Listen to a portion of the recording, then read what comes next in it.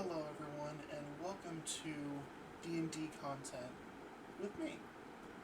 Um, so we got huge news the other day. Um, it's this One D&D trailer that came out.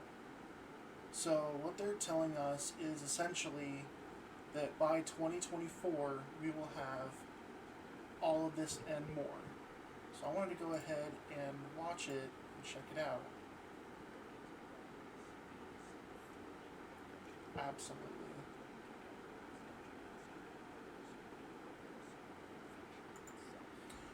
So they there. So what they've done is they've listened to everything that we wanted out of fifth edition and everything else that comes with D&D, and this is what they're giving us.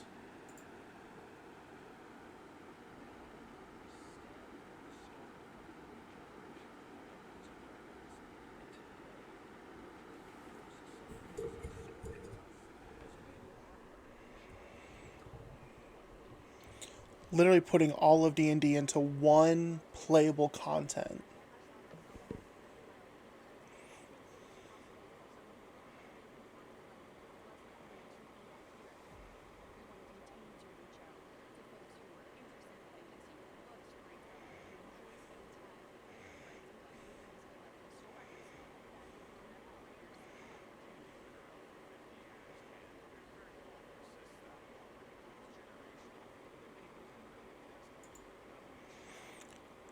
It's it's incredible the things that they've done here.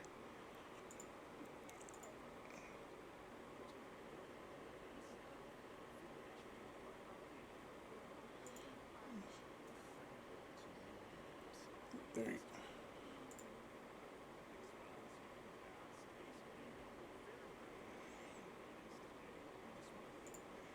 that was the main thing. Fifth edition came out after fourth, and fourth edition was essentially made just like Pathfinder, which there's nothing wrong with Pathfinder. It's just different mechanics and the way that you use the numbers. So everything they did off fifth edition was based off of the D20. It's that value, and then whatever else. They simplified everything. We'll go over it here in a little bit, because I want to show you guys what the actual deal looks like at the end of it. But they transformed everything.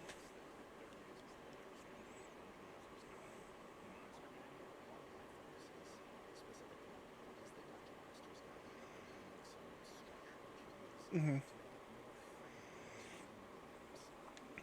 Which that was the thing that people were kind of, they weren't really upset about it, but it just didn't help. Let me turn my fan off here. It just didn't help that it wasn't as user friendly to new DMs.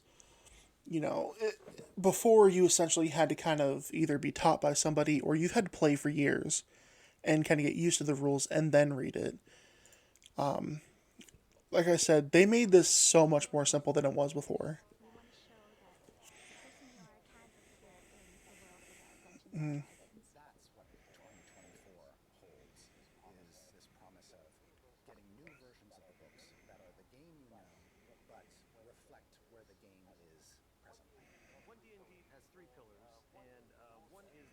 Mm-hmm.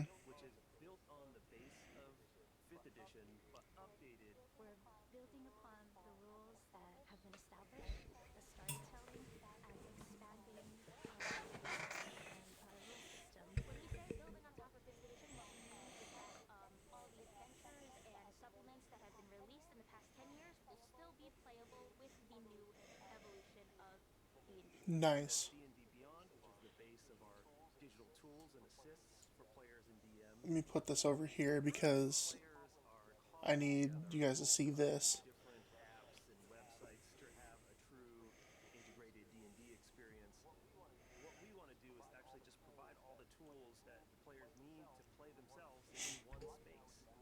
Mm.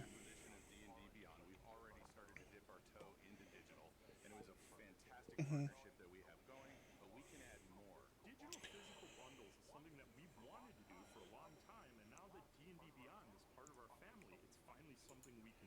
Yeah. Sorry to get him off that face. Another thing that they were doing was with Roll20, they were letting most of us players go ahead and build that for ourselves, which was nice. It really was. But you'll see in this trailer just how far things have come since then. It's really, really, really cool.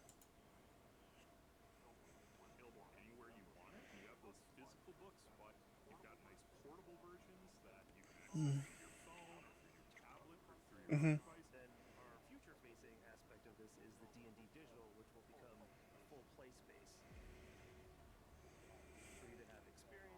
This is beautiful.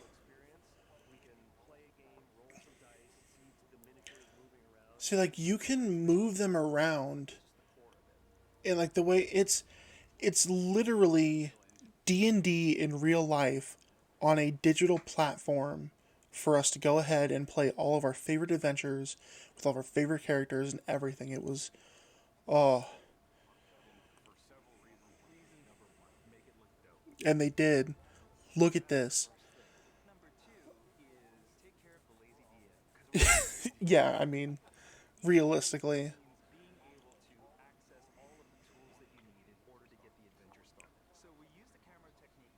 Hmm.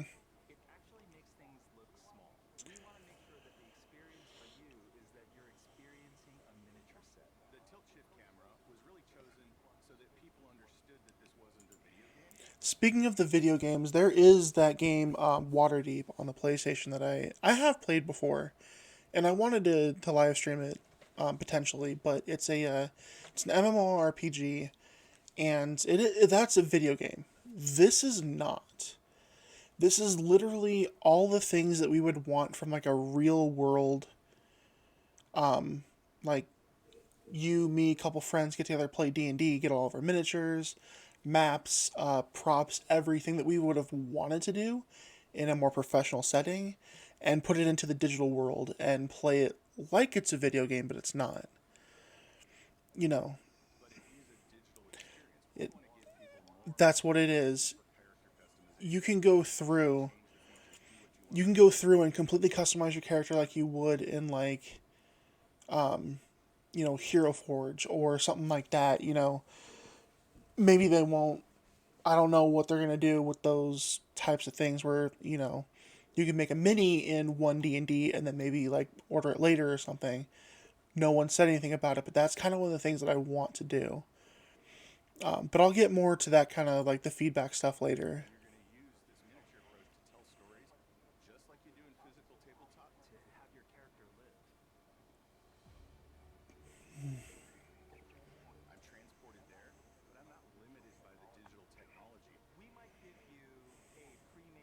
Hmm.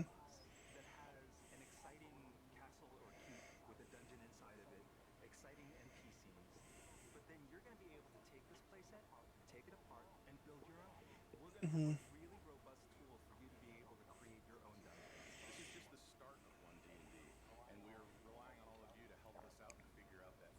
That's one of the biggest things is they're asking us for our feedback.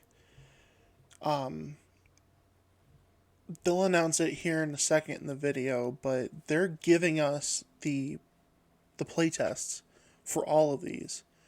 Like the beta, the practice, everything. All of us, because it's for us. It's not for them necessarily. It's to make it to where it's a fun experience to play D&D. That's what they're going to do is they're giving us the direction to take it, you know. Say the majority of people don't like that the dice will be on the map as you're playing the game. They might take that out. Those are just alpha stage footage from the game from what they've built already. But they're going to continue to expand and build on it, especially with the source material, as far as we're concerned. Again, we'll get to that in a minute, but yeah, this is a real good, awesome thing.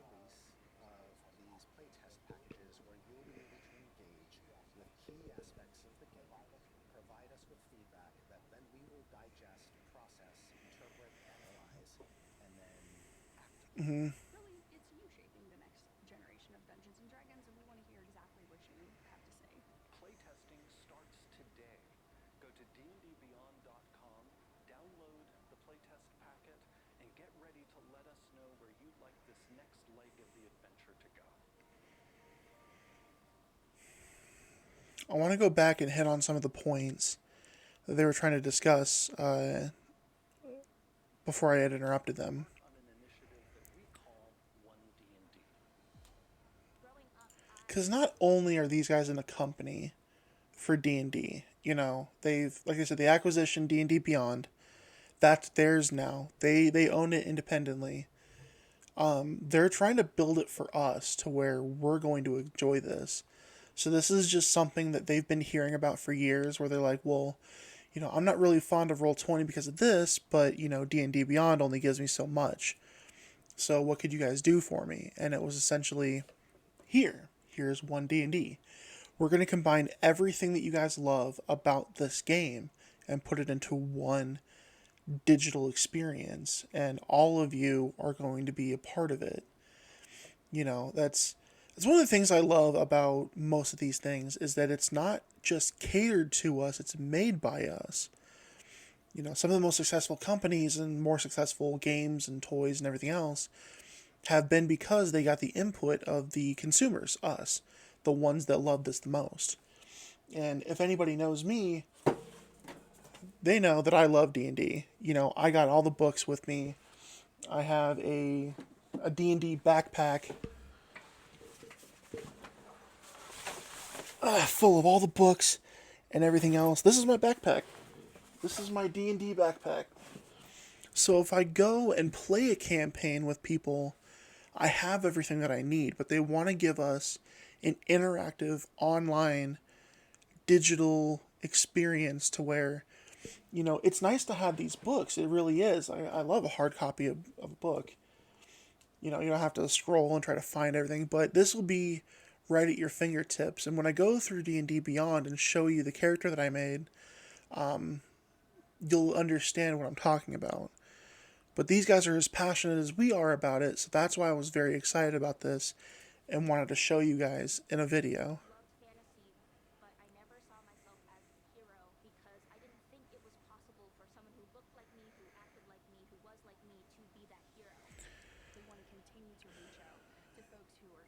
You know, that is another thing, is that like it's one thing to imagine yourself in the game of D&D, but it's another thing to see it and actually be able to experience and play it. So, you know, I have an idea of what my character would look like in my head. You know, I don't know if you guys have seen my background or anything, but that's my background. That's essentially what my character looks like. I know that's from Diablo, but you know, that's essentially what my character in a D&D campaign looked like. So I could visualize it in my head, but the way that the game is played and the way it's supposed to be experienced, you can go ahead and customize it as you go. So they took that from D&D Beyond, like I said, I'll show you in a second, but they put it all into this, and it's one of the most beautiful things I've seen so far, besides the new movie coming out next year. There's very little that persists that long that becomes generational, that people can really just Mm-hmm. not only share, but literally hand down to their kids. What we want to do is just add to that legacy.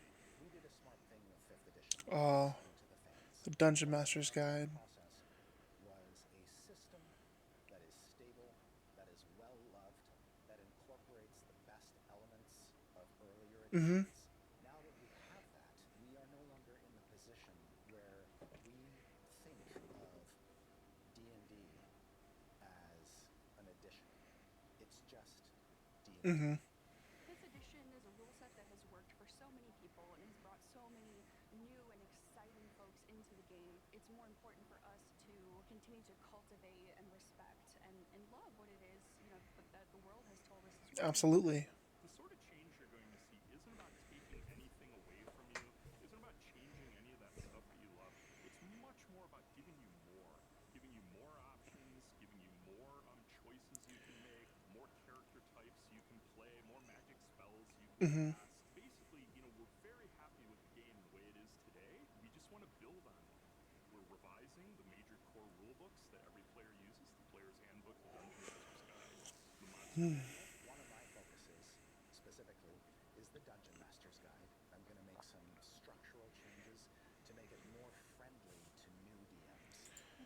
So like I said, that's what they're doing, and we got this. This is such a beautiful visual of what the game might be like. You know, anybody that's played, Curse of Strahd, um, uh, so many different campaigns off the top of my head. I can't even say it. All I know because Curse of Strahd's right here. All the different campaigns that we've been in for so long. Tales from the Yawning Portal. Everything that we can think of will be on a digital platform for us to experience and love, like we normally do now, but just in a way that other people can enjoy it with us. You know what I mean? This is a very pivotal time, not only for D&D but for other things as well. That like technology is finally catching up to where we need to expand and build more, and they're giving us these things where that game Waterdeep that I was telling you about, that it's a video game. It's an MMORPG. It's literally like the D&D version of World of Warcraft, but it doesn't have like a campaign necessarily. It's just a couple missions here and there in a massive multiplayer online game. And so this is a lot more personal and easy for us to go ahead and mold together. Say you didn't want this to be a red dragon and you want it to be a black dragon instead. You can easily do that. You can go through and you can change all of these different things where maybe you want these to be more of a lantern being hung from like these pillars or something. You don't want it right here on an altar for a dragon. Maybe you want a mimic instead of a gelatinous cube in the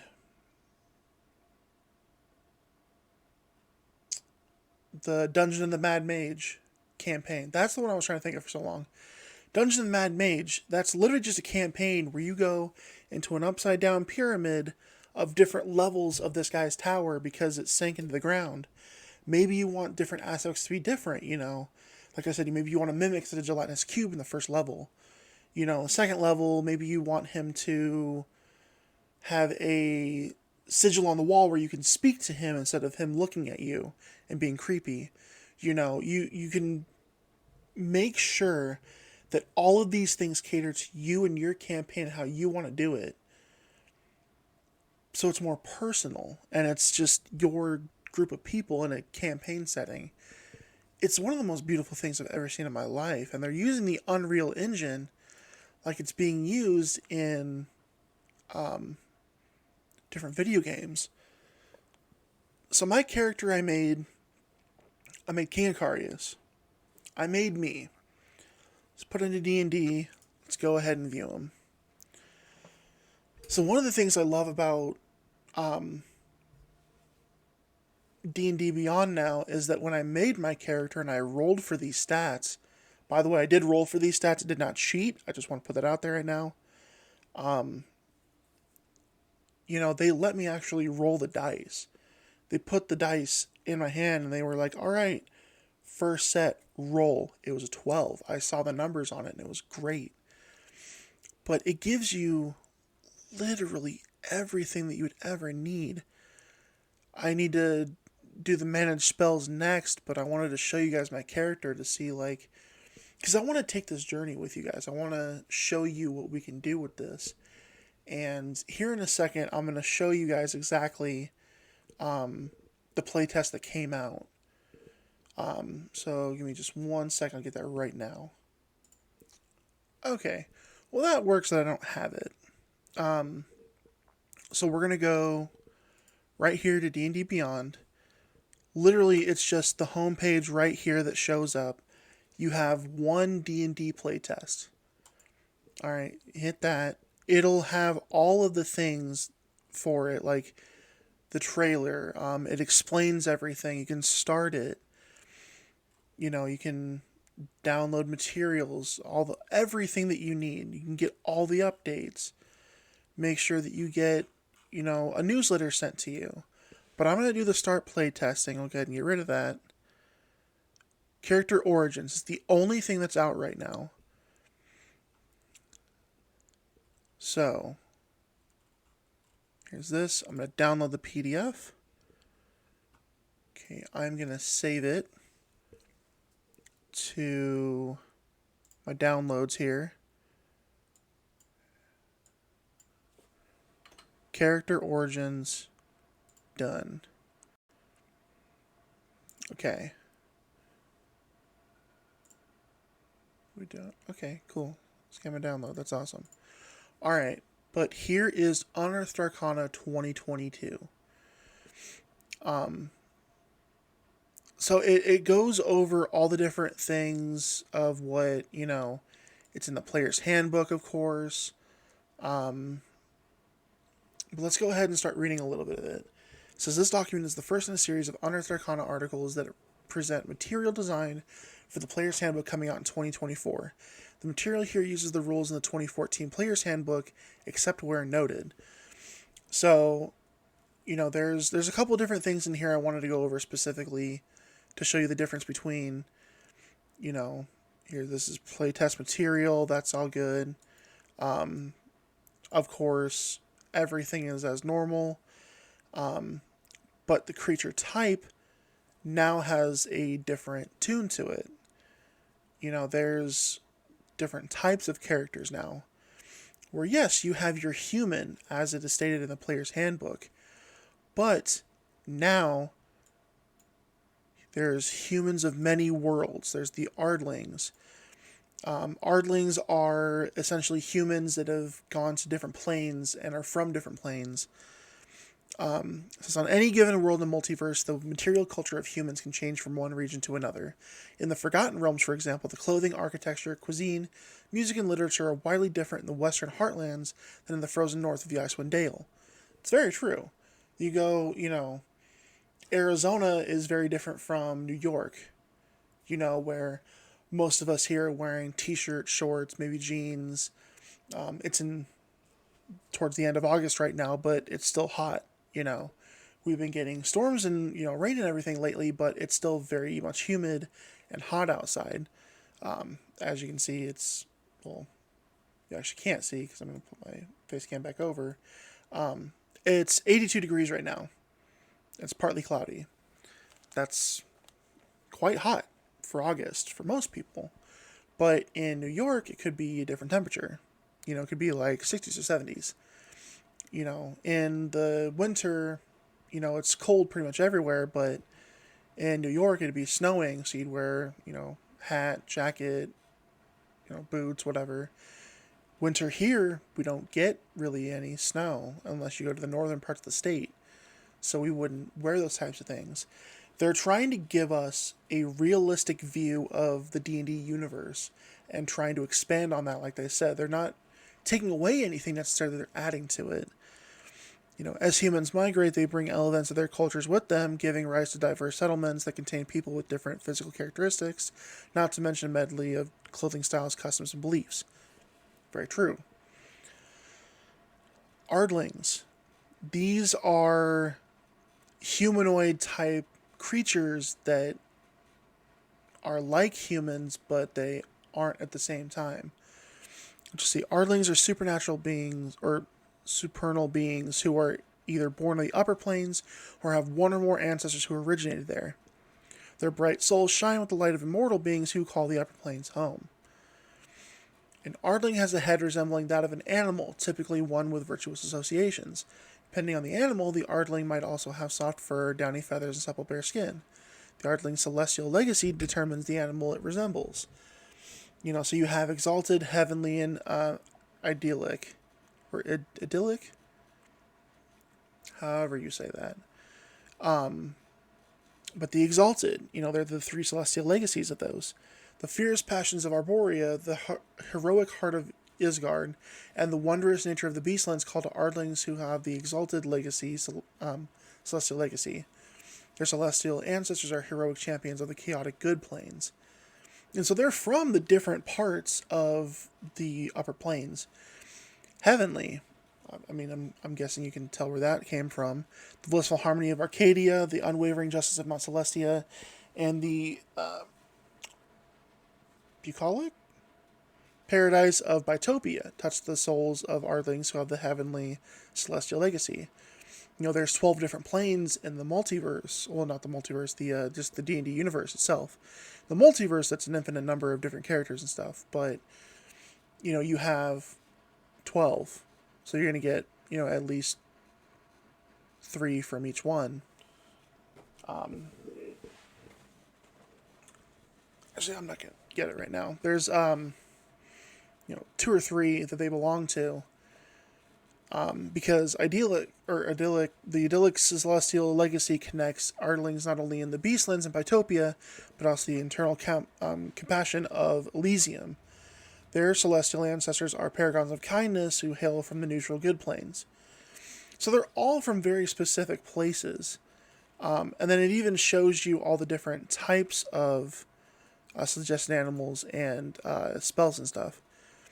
But their traits, they're humanoids, again, medium size, about typically human size as well, 30 feet, but they have a longer lifespan because they're from the upper planes or have an origin from there.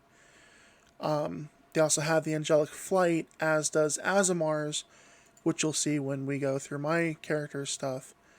But as a bonus action, you sprout spectral wings and fly number of feet equal to your walking speed. So it doesn't matter if you end your turn in the air or not, you're going to fall. So watch out for falling damage, of course, unless you're able to continue to fly, like my character was able to at one point. This is just a level 1 character, by the way. This is not who he is as I know him to be, which I could probably show you here in a second. Which I'm actually going to. And this is more of a homebrew campaign character that I had. This isn't an official character that, you and I on D&D Beyond would know it like. So 30. Ooh, what is this? Okay.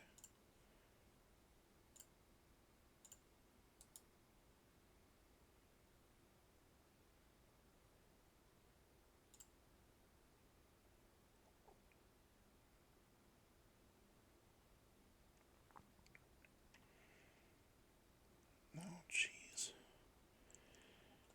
Yeah, I will attempt to show you guys that character another time, but we'll focus on the level 1 that I have now.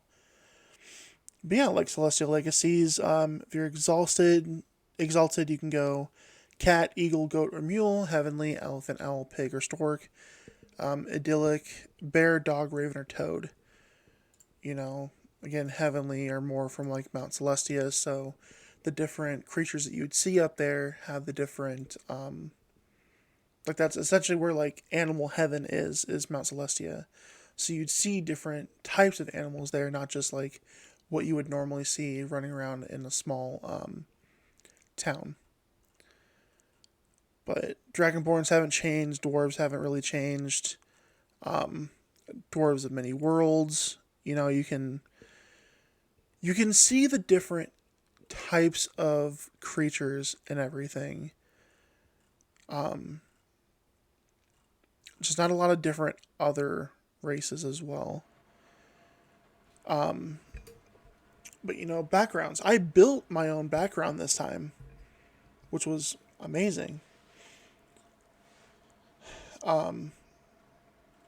There is another thing that I wanted to show you on here because this kind of shows you exactly what different things that we have done really help with. There you go. Okay. The D20 test. So the term D20 test encompasses the 3 main D20 roles of the game. Ability checks, attack rolls, and saving throws. Anything that you would really need in a typical D&D campaign to continue to play the game, or if you run into something, That's what the D&D test determines. But here's what I found to be the icing on the cake, is that this gets rid of any arguments you have together. I'm going to make sure that this is actually enlarged so that you can see it. Rolling a 1. If you roll a 1 on the d20, the d20 test automatically fails, regardless of any modifiers in the roll. So that's normal. But rolling a d20 and getting a 20. So if you roll a nat 20 on the d20, the test automatically succeeds, regardless of any modifiers on the roll. So it doesn't matter if your DM's like, okay, well, I want to make this a DC 35 because it's a god. Okay, well, I can roll a d20, get nat 20, and my modifier is only 11. So it'd be 31 instead of 35. Technically, I failed to completely succeed that check, but with this, I don't care what happens, I actually did it. Critical hits, everything, it just goes down, and it adds to it. Critical hits, weapons and unarmed strikes have a special feature for player characters. Crit hits. If a player character rolls a 20 for an attack roll with a weapon or an armed strike, the attack is also a critical hit. This does extra damage to the target. You roll the damage dice of the weapon or unarmed strike a second time. Add the second roll as extra damage to the target. Some of us like to do it a little differently. If I'm giving somebody advantage on the roll, or if they, get a crit hit, I would typically, in my campaigns, would go and let them do full damage on the first one because they automatically, they succeeded critically. But then their second roll would just be the roll. So that way it's a little bit of give and take. You can really have like really crappy rolls. But if you do a crit hit, I think that it's better to reward you rather than like take it away. So when, say my character goes and does, punches somebody in the face and it's for 1d4. I would make the first roll a 4 and then the second roll whatever you get. Because if you get 2 1s, well, if I crit hit you in the face, which means I punched you in the face as hard as I could, and I critically succeeded, why did I only do 2 damage out of 8? Doesn't make any sense to me. So I would do, 4 and 1 gets 5. 5 is a lot better than 2, first of all, but it gave me a better advantage on a critical hit than it would before. Incapacitated, you're inactive, can't take actions or reactions, no concentration, it's broken. Speechless, of course. Surprised, if you are incapacitated. When you roll initiative, you have disadvantage on the roll. Makes sense. Gaining inspiration. There is a very new thing that they're doing with it, to where you gain inspiration by rolling a nat 20. You get 1 point of inspiration. If you still have inspiration when you start a long rest, you lose that inspiration. I don't typically use that very much. I mean, we don't typically use bards or gain any of that stuff when we're playing an actual game. But yeah, this is the new D&D game, guys. This is what we're looking for when stuff like that happens. We want this game to be as amazing as it can be. And with our help, we can go ahead and do that. So this is my character. He is a male Aasimar sorcerer level 1. Unfortunately, I couldn't pick the type of sorcerer I was because I didn't have any of the sources. I have basic rules, player's handbook, all that kind of stuff. I have most of this in book form, but I do not have any of it in digital form. So I'm going to have to start doing that. But in one of the handbooks, the new source material that came out, I picked what was it? I have the character here for sure. Divine Sorcerer. Divine Sorcerers get access to cleric spells and a couple of extra things. Like, I can re-roll ones on a healing spell once a day. At a certain point, I can heal for half of my health if I'm under half health. All these different things I can do, but it only gave me the Draconic Sorcerer ancestry. So I chose Gold Dragon. Gold Dragon is a line of fire for 30 feet. Same thing as a Red Dragon.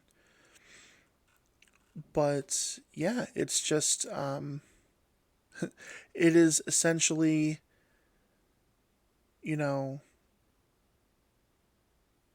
same type of dragon, but metallic versus chromatic.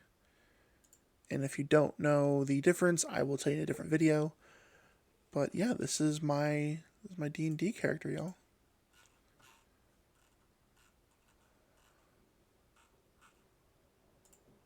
I don't know how I get out of this. This is different. Oh, it just gives you all the information here. That's cool. But yeah, all the different actions I can take. It'll give me this here. All of my spells.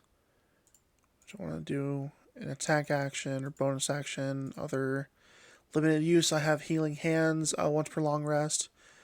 I can touch a creature and restore 1 hit point. I need to add my spells in here. Here's my inventory. It even breaks down your backpack and what's in it. Here are the items that I can get in this area, but I can attune to them here. Here's my features and traits, my description, notes, extras. Description. So I chose my specific custom background, which was Fate Seeker. I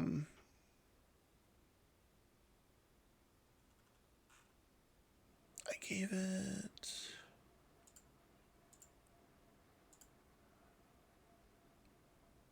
I typed in what that was for.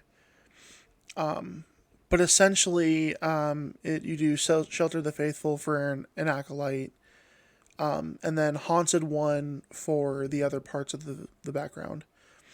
But essentially, what a Fate Seeker is you have had something happen in your life that it was messed up. It drove you from your family, or you don't have a family anymore, and that's why you went adventuring. But the gods have essentially abandoned you.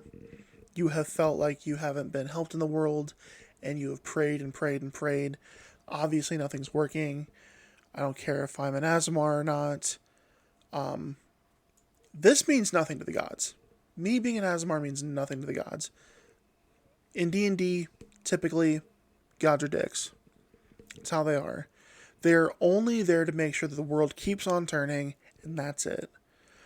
However, I've been in homebrew campaigns where I have fought a lot of gods, and typically they didn't help. So I chose to create my own Fate Seeker background to where you're going to go ahead and do it better. You're going to be the walking, talking epitome of a god without any of the powers, but you're going to do whatever you can to help people. You're there to be the god that you never had. So you go out and seek your fate and do whatever you can to find out what makes you you and why the god should have just helped you in the first place. But yeah, so that is my character. That is One D&D, and I am going to keep this character going with all the new things that they have coming out, and I will give feedback on what I find and let you guys know exactly how all that's going to play out. So thank you guys so much for watching this video. If you liked what you saw, like and subscribe. I will come out with more D&D content soon. I want to go over my character that's in my phone that I have. It's just this little 5e character sheet app. that I created. It just goes through your stats, skills, weapons, spells, description, goes through everything. But yeah, so we'll go over that, and I will show you guys exactly what that looks like, the difference between that character and him, why he got to that point, and what I want him to do, and we'll build with One D&D together. So yeah, I will link to more videos down over in this corner, and I have my more successful videos over here, and please subscribe. Thank you guys so much for watching, and we'll see you later. Peace.